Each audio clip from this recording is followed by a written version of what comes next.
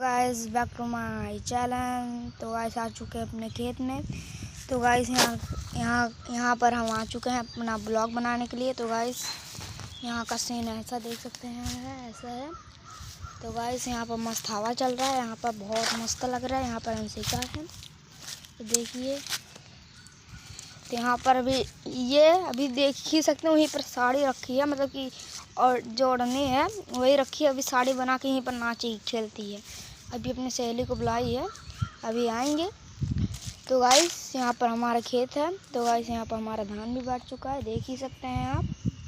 तो वहाँ पर डांस कर रही है छोटी।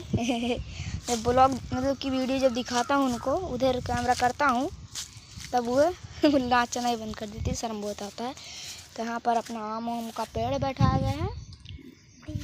तो इस ब्लॉग को एंड करते हैं। आई होप आप सबको ये ब्लॉग पसंद आए तो लाइक सब्सक्राइब जरूर करिए। मिलते हैं नेक्स्ट ब्लॉग में। Bye bye.